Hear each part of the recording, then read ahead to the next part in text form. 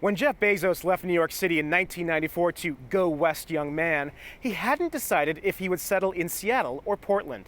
Along the way, he wrote the business plan for Amazon.com, and the rest is as much internet history as it is Seattle's latest global success story.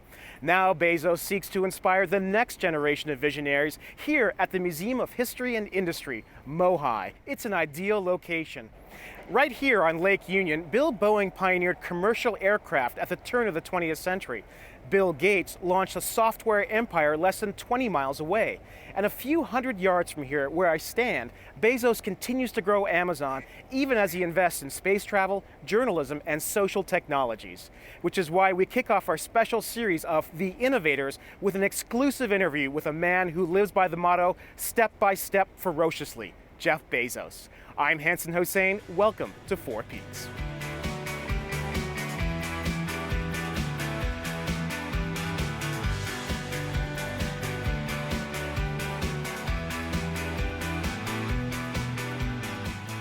Jeff Bezos, welcome. Thank you. You are a man who embodies innovation.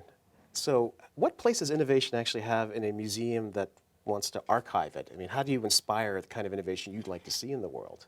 Well, I think one of the things that you want is for kids, when they come to a museum like this, to be inspired by what's come before and to see what's possible and to see how individuals and companies invent pieces of the future and what that really means for our lives. And in Seattle, this is such a hotbed of innovation. It's really kind of remarkable, on a per capita basis. I don't know of any place that has spawned more invention, more companies that really have, made a dent in the world. Yeah, I mean, and that geographic location right here in Seattle, right South Lake Union, close to Amazon. Why was it so important for you to actually put this monument to innovation or this inspiration to innovation right here? Well, the MOHI had already selected this location. They were moving for other reasons, but I just think MOHI is the perfect environment for a center for innovation. That's kind of what they've been focused on from their founding. And when you think about our location where Bill Boeing actually launched his first plane, and we're 20 miles away from Bill Gates and now Jeff Bezos, this is probably, it feels like the right place. Like Seattle does have this incredible story around innovation. Yeah, there's something in the water here. As he left New York, it was a toss-up between the Rose City and the Emerald City. Find out why Jeff Bezos chose Seattle to start Amazon.com when Four Peaks returns.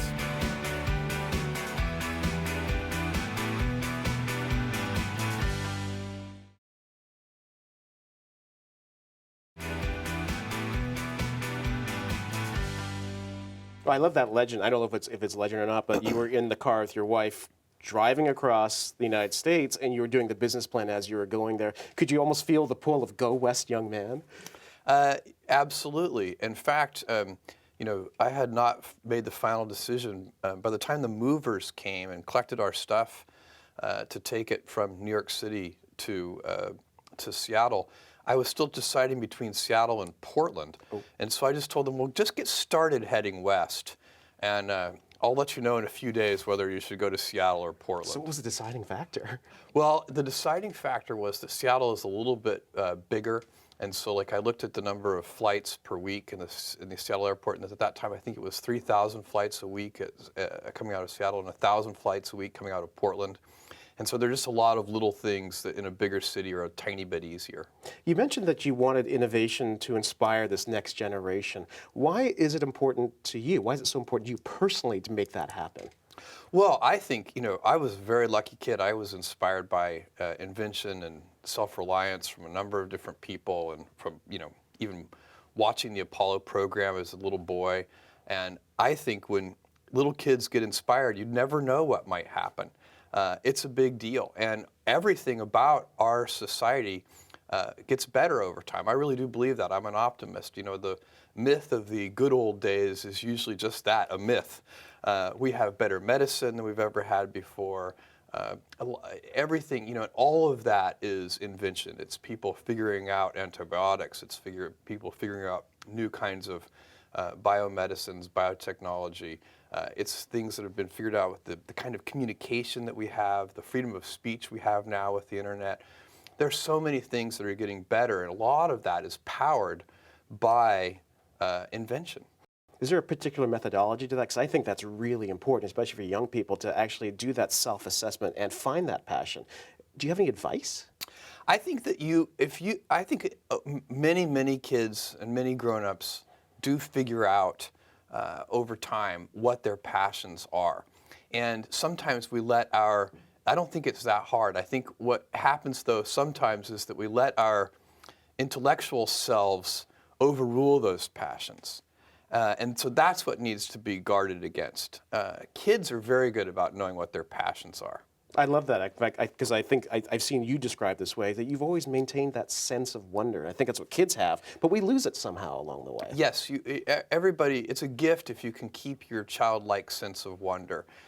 And it helps with creativity, it helps to have fun. You laugh more and play more if you keep that childlike sense of wonder. So Bill Boeing, Bill Gates, Jeff Bezos, if you looked at what you've brought and the legacy of innovation, how would you describe that?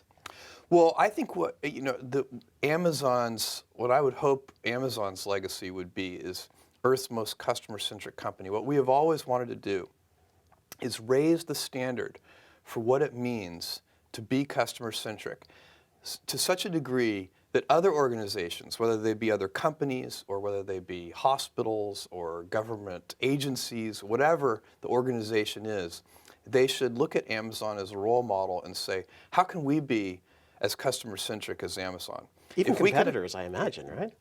Hopefully competitors as well. But if we could make, if that could be our legacy, that we kind of raise the general idea of what it means to be customer-centric, that would be a huge accomplishment. It would be accomplishing a mission that's much bigger than ourselves. Harvard Business Review called you recently the most successful living CEO. Steve Jobs obviously was listed as well.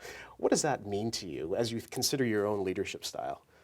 Well, I think if you look at the big ideas at Amazon, what we're really focused on is thinking long-term, putting the customer at the center of our universe, and inventing. Those are the three big ideas, and they work well together. I don't think that you can invent on behalf of customers unless you're willing to think long-term, because a lot of invention doesn't work. If you're going to invent, it means you're going to experiment, and if you're going to experiment, it means you're going to fail, and if you're going to fail, you have to think long-term. So these three ideas, customer centricity, long-term thinking, and a passion for invention, those go together. That's kind of the Amazon cocktail. That's how we do it, and by the way, we have a lot of fun doing it that way. That long-term thinking especially is what I find so powerful, because you have been known to be somebody who is going to plant seeds and just wait. How do you deal with the pressure of, say, Wall Street, or you have a dot-com crash? I've never seen you panic. You stay the course and you sort of stick to your script. How do you do that, and how do you advise us to sort of internalize that as well as a strategy? Well, I think that if you're straightforward and clear about the way that you're going to operate, then you can operate in whatever way you choose. And we don't even take a position on whether our way is the right way. We just claim it's our way. But Warren Buffett has a great saying along these lines. He says, you can hold a ballet, and that can be successful. And you can hold a rock concert, and that can be successful. Just don't hold a ballet and advertise it as a rock concert. And so you need to be clear with all of your stakeholders with, are you holding a ballet or are you holding a rock concert? And then people get to self-select in. We hire people who are really motivated by building new customer experiences. They like to pioneer. They like the rate of change. They wake up in the shower motivated by thinking about customers. And occasionally somebody joins Amazon who their primary motivation comes from thinking about competition or competitors. And those people can find Amazon a little dull. Again, it's not about right or wrong. It's just that different people are motivated by different things. And what happens with corporate cultures is that over time,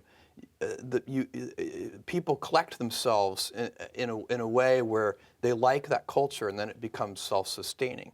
And so we really have a group, deep in our corporate DNA at this point, is people who like to pioneer, people who like to invent. We like going down blind alleys, wondering, or narrow alleys anyway, wondering whether they're going to be blind alleys or whether they're going to open up into broad avenues. And that's fun for us. Well, that's really interesting because you're not guaranteeing success anytime you go down those alleys. You don't know whether they're going to be blind. So when you look at success and when you look at failure, how does it feel like when you're in the groove, when you actually know you're on the path to success? Oh, it feels great. I mean, you know, you have to be in the mindset that you can accept blind alleys. But I'll tell you, the broad avenues are way more fun. Find out why creating a customer-centric culture is one of the keys to Amazon's success. We'll be back with Jeff Bezos and 4Ps.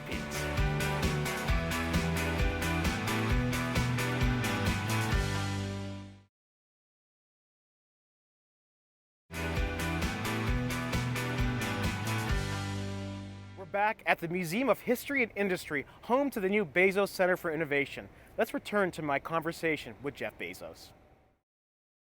Is there a particular recipe that you have in terms of how you actually innovate in that collaborative culture? I think, and I don't think there's a particular recipe, but there are elements of what we do that I think help. So one of them is that inside our culture, we understand that even though we have some big businesses, new businesses start out small. And so, you know, it would be very easy for, say, the person who runs our U.S. books category to say, why are we doing these experiments with things? I mean, you know, that generated, you know, a tiny bit of revenue last year. Why don't we instead focus those resources and that, you know, all that brain power on the books category, which is a big business for us, and instead that would be a natural thing to have happen. But instead, inside Amazon, you know, when a new business, you know, reaches some small milestone of sales, email messages go around and everybody's, you know, giving virtual high fives for reaching that milestone. And I think it's because we know from our past experiences that big things start small. You know, the biggest oak starts from an acorn, and you've got to recognize, if you want to do anything new, you've got to be willing to let that acorn grow into a little sapling and then finally into a small tree, and maybe one day it'll be a big business on its own. And in fact, that's one of the mottos for one of your initiatives, and forgive my pronunciation of the Latin, but gradatim ferociously. What does that mean to you? Well, it means step by step ferociously, and it's the motto for Blue Origin. Basically, you can't skip steps. You have to put one foot in front of the other. Things take time. There are no shortcuts, and but you want to do those steps with, you know, passion and ferocity. Amazing about your success is that your timing was good too. How does an innovator actually identify that historical momentum, that Kitty Hawk moment? You recognize what was happening with the internet, and you said, you know what, there's actually a room for me to start with books and then move on. How do you do that? How do you find the time and the momentum, the zeitgeist? Well, I think to some degree, you follow your passions and then wait. You know, you have to hope the wave catches you. I was always interested in computers. I was always interested in software. I was always a big reader. And so it wasn't, you know, which made me alert to things like the internet and the possibility that you could build a bookstore online that would have universal selection. And that was really the founding idea of Amazon. And so I think everybody has their own passion, their own thing that they're interested in. And then you're very alert to the things that are in the sphere of influence of that passion. So your passion has led you to change the world, frankly, with Amazon. But yet you've got Blue Origin, you've got Bezos Explorations. Why can't somebody like you just rest on your laurels? Go play golf. Well, I love what I do. I also have 4 kids. I have a wife that I love. I have a lot of passions and interests. But one of them is, you know, at Amazon, the rate of change is so high, and I love that. I love the pace of change. I love the fact that I get to work with these big smart teams. The people I work with are so smart, and they're self-selected for loving to invent on behalf of customers. And so, it's not, do I love every moment of every day? No, that's why they call it work. There are things that I don't enjoy, but if I'm really objective about it and I look at it, I'm so lucky to be working alongside all these passionate people, and I love it. Why would I go sit on a beach? I think that's important, that authenticity and that passion for anybody who's looking to innovate. The technology, the rate of change, I saw Vinton Cerf recently, he's considered to be one of the fathers of the internet, say that we are now in this era of permissionless innovation, meaning that we don't necessarily need to wait for permission from an institution like a government or a corporation to just do something. What does that mean to you in your position? Well, I think that's largely correct. I mean, in fact, some of the things that Amazon has, so the tools that we provide are designed to make it easy for people to do what Vince is calling permissionless invention. Things like Amazon Web Services, so that you don't have to build your own data center. You really can be a college student in a dorm room and you have access to unlimited compute facilities through Amazon Web Services. Same thing with Kindle Direct Publishing and a platform for publishers. There are no gatekeepers. It's self-service. If you've gotten 37 rejection letters, try it yourself. That's what I did. Thanks to you. And then there are other things where I think the scale is such that you do need, big capital. I mentioned earlier, but you're not going to, build a brand new carbon fiber plane like the 787 without the resources of a Boeing. So that you're not going to do in your dorm room. You're not going to invent Kindle in your dorm room either. To build a consumer electronics device like Kindle and to pull all the books together for it and so on, that's a big team effort. Many hundreds of people, working over a number of years. So some things are still, require big teams, lots of resources, many years to pull together, and those are very important innovations too.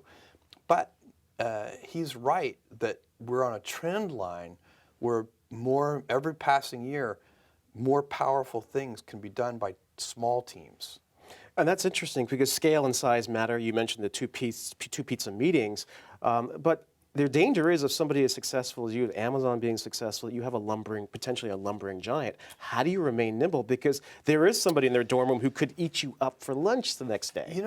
My belief on this is, first of all, that's completely correct, and you can never assure anybody that can't happen.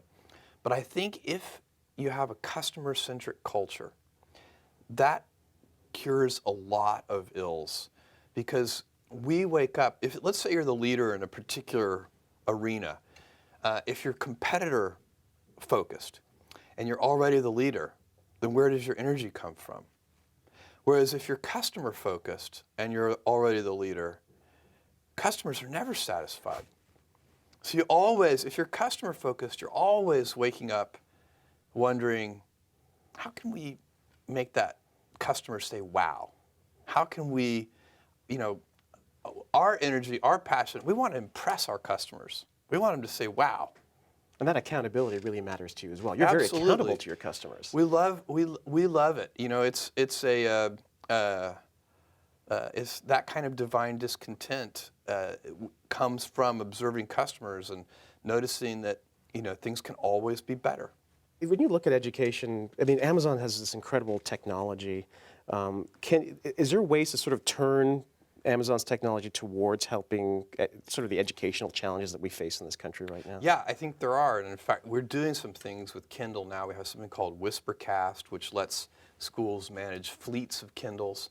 But I think that's just the tip of the iceberg. I think that we are, if you look at things like the Khan Academy and some of the other things out there on the horizon, I think there is a real chance that technology may ultimately fulfill its promise of helping with education. I think people have hoped for that for a long time, and it hasn't really ever come to fruition, not in a big way.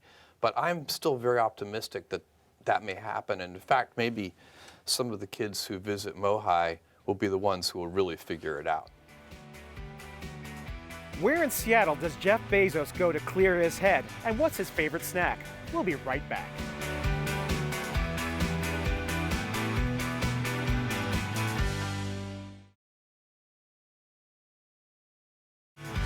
Four Peaks is made possible by generous support from the Museum of History and Industry and from Weber Shandwick.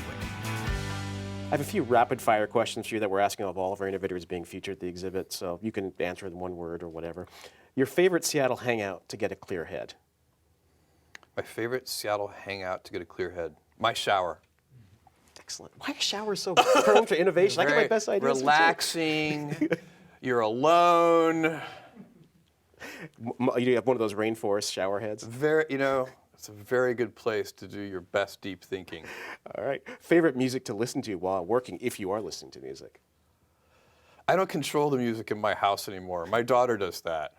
Oh, Justin She Bieber? gets to decide. You're not getting Justin Bieber? No, I think right now it's a lot of Taylor Swift. Okay. Best midnight snack while you're brainstorming? I'm asleep at midnight. That's important, isn't it? That's really good. A guy like you actually gets to sleep. That's good. asleep. And so how about best snack? Best snack? Well, I think it would be a salty snack. I have a variety of food interests, but I'm going to go with, I don't know, pop chips. Good one. You and Ashton Kutcher. Okay. And last one, and yes or no, coffee? Are you kidding? You haven't had enough coffee until you can thread a moving sewing machine. Wow. You can do that? No. Well, Jeff Bezos, thank you very much for your My time. It was pleasure. a real pleasure. Thank you very much. Production of Four Peaks would not be possible without the generous support of our sponsors.